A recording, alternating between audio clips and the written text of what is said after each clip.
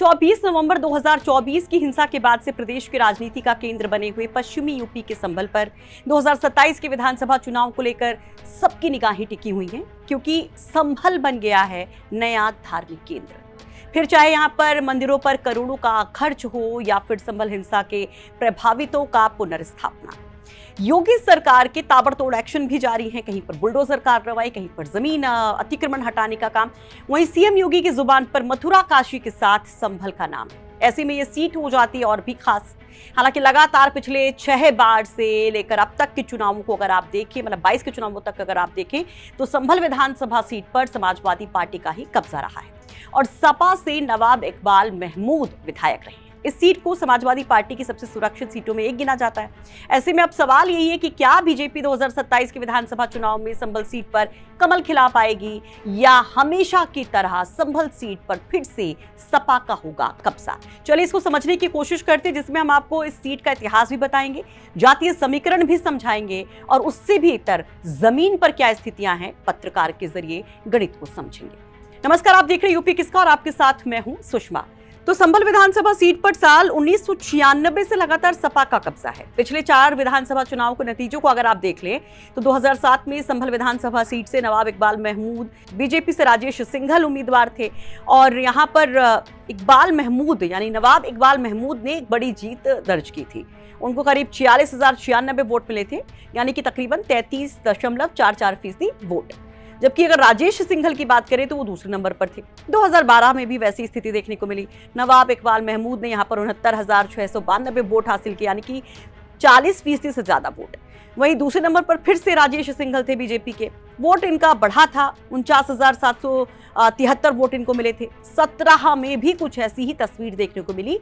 Samajwadi party के नवाब इकबाल महमूद ने इस बार 79,248 यानी कि करीब 32.84% वोट पाए थे। दूसरे नंबर पर फिर से बीजेपी के उम्मीदवार यहां पर नजर आए थे, जिसमें डॉक्टर अरविंद गुप्ता को इस बार उम्मीदवार बनाया गया था। उनको 59,976 वोट मिले थे।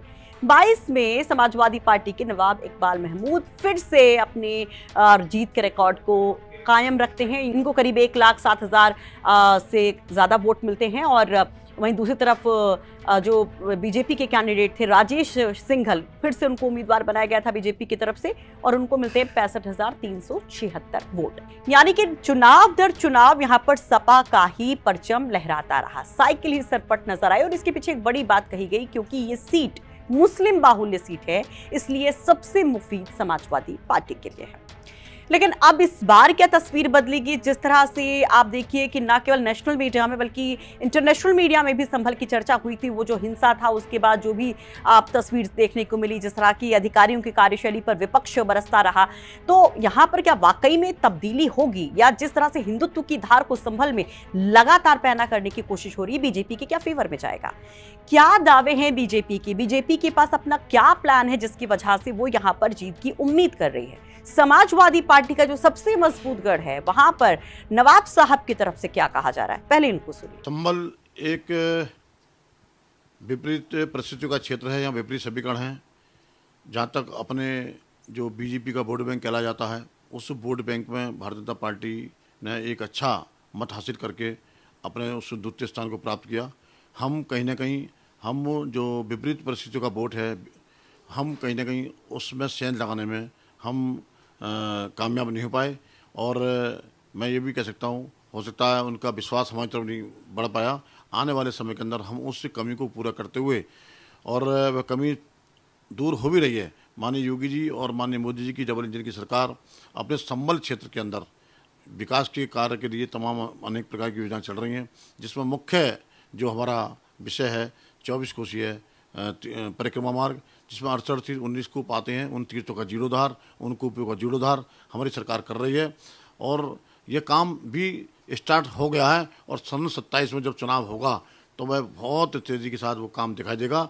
आने वाले सन 2028 तक वह परिक्रमा मार्ग बनकर तैयार हो जाएगा। जिस प्रकार से वृंदावन, मथुरा, काशी में हमारे श्रद्धालु जाते हैं, उसी प्रकार से संभल की तरफ भी वह श्रद्धालु आएंगे और अपने 68 19 कूप की परिक्रमा का लाभ उठाएंगे। यह योगी सरकार की देन है। निश्चित रूप से उस विकास कार्य के माध्यम से मैं कह सकता हूं कि आम जनता का विश्वास तेजी के साथ बढ़ा है और उसे परिक्रमा मार्ग का फायदा केवल एक हिंदू समाज को नहीं, उससे पूरे किसानों को फायदा पहुंचने वाला है। चाहे वो किसान हिंदू है या वो किसान मुस्लिम है या वो किसान सिख है या ईसाई है, किसी जाति का किसी धर्म का, सबको फायदा पहुंचने वाला है और निश्चित रूप से आम जनता का विश्वास तेजी से बढ़ेगा और हम इस बार सन 2027 में कमल खिलाने का कार्य करेंगे। 1991 से अब तक 7 बार विधायक रह चुके। अपने विधानसभा संभल के कोने कोने को हम जानते हैं, हर गांव को जानते हैं। हर गांव के अंदर हमारे 50-40 कार्यकर्ता हैं। एक पहचान हमारी हर जगह है, सब लोग हमें पहचानते हैं, प्यार करते हैं, वोट देते हैं। मगर आज के हालात को अगर देखें आप तो जनता क्यों वोट दे हमें? जनता देखे महंगाई देख रही है, डीजल पेट्रोल के दाम कहाँ पहुंच गए, नीट पेपर लीक हुआ, जवानों जिन नौजवान लड़कों ने तैयारियां की थी वो सब ध्वस्त हो गई। यूं वोट हमें मिलेगा? बिजली की मार जबरदस्त प्रदेश के अंदर, खास तौर से एक भी यूनिट का कोई हमारी सरकार के बाद में इन्होंने कोई उत्पादन का काम नहीं किया। जनता तराई है, बाजार रिश्वत का गर्म है। मुख्यमंत्री अपने उससे कुछ नहीं करते, सारा का सारा उन्होंने अधिकारियों पे छोड़ रखा। ये प्रदेश मुख्यमंत्री नहीं, IAS और IPS चला रहे हैं। जनता के अंदर गुस्सा है, ट्यूबवेल से पानी नहीं दे पा रहे हैं, फसलें नष्ट हो रही हैं, महंगाई ऊंचाई पर है, किसानों का फसल का उचित दाम नहीं मिल रहा है, खाद के दाम कहां कहां से पहुंच गए और उसकी जो है मात्रा कम कर दी गई। ये ऐसे कारण हैं जो जनता को डायरेक्ट टच करते हैं। सब नाराज हैं और सबने ये सोचा है कि इस बार PDA सरकार। तो ये अपने अपने दावे हैं। दावों में बीजेपी कहती है कि भाई कमल खिलेगा, पुराने रिकॉर्ड ध्वस्त होंगे, एक नया रिकॉर्ड बनेगा जो बीजेपी के फेवर में जाएगा।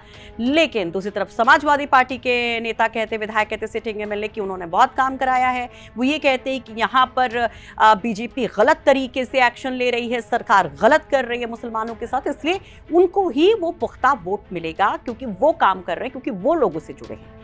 लेकिन सवाल बड़ा है कि संभल में क्या वाकई में तब्दीली होगी, और इसका जवाब छिपा है यहाँ पर जातीय आंकड़ों में, क्योंकि यही जातीय आंकड़े हैं जो कई बार बीजेपी के लिए खेल खराब करने का काम करते रहे। क्योंकि अगर आपने गौर किया होगा, जब मैं आपको चुनाव दर चुनाव आंकड़े बता रही थी किसको कितना वोट मिला, उसमें बीजेपी का वोट बढ़ा है, लेकिन उसके बावजूद बीजेपी कभी पूरी तरह से यहाँ पर भगवा रंग फैला नहीं पाई। चलिए जाति समीकरण देखते हैं। जाति समीकरणों को देखिए तो यहाँ पर हिंदू वोटर्स की अगर बात करें तो सैनी समाज के करीब 30% वोटर्स हैं, वैश्य समाज के करीब 15%, SC समाज के करीब 13% वोटर्स बताए जाते हैं, ब्राह्मण करीब 10% बताए जाते हैं और अन्य जो हैं वो करीब 30%। मुस्लिम्स की अगर बात करें तो तुर्क समाज के करीब 35% हैं, खान जो है यहाँ पर करीब 30% हैं, अंसारी वोटर्स करीब यहाँ पर 15% हैं और अन्य मुस्लिम अगर हम वोटर्स की बात करें तो वो करीब 20% हैं। यानी कि जिस तरह से हम तस्वीर देखते हैं, मुस्लिम बाहुल्य सीट है और PDA का भी यहाँ पे बोलबाला अगर हो जाता है, जिसकी कोशिश लगातार अखिलेश यादव कर रहे हैं, तो ये बहुत मजबूत हो जाती है सीट समाजवादी पार्टी के लिए, क्योंकि गढ़ भी है और उसमें PDA अगर ऐड हो गया तो तस्वीर यहाँ पर फेवर में जाती दिख रही सपा के। लेकिन अगर हिंदुत्व का कार्ड चल गया बीजेपी के लिए तो वो एक तस्वीर बदलने वाली बात हो सकती है, यानी कि इतिहास बनाने वाली बात हो सकती है बीजेपी के फेवर की तरफ जाती हुई। लेकिन जमीन पर क्या चल रहा है? क्या वाकई में हिंदुत्व वाला मुद्दा है या फिर सपा के गढ़ में सपा मजबूत है? इसको समझने की कोशिश करते हैं स्थानीय पत्रकार के साथ। 2027 के चुनाव में 2024 की संभल हिंसा का सीधा प्रभाव देखने को मिलेगा। हिंसा के बाद मुख्यमंत्री योगी आदित्यनाथ ने संभल पर फोकस किया है, यहाँ के तीर्थ मंदिरों के विकास पर करोड़ों रुपया खर्च किया है। तो वहीं जो विपक्ष के नेता हैं, सपा बसपा के जो नेता हैं, उनके प्रति जनता की जवाबदेही है। लोग हिंसा के आरोपों में जेल गए, तब वो नेता कितना जनता के साथ खड़े थे, इस बात को लेकर भी सवाल जनता के बीच उठ रहे हैं। और इस बार का जो चुनाव है, वो पहले चुनाव जहाँ हुए हैं संभल में, उससे कुछ हटकर नतीजा देने वाला है, ऐसे साफ संकेत नजर आ रहे हैं।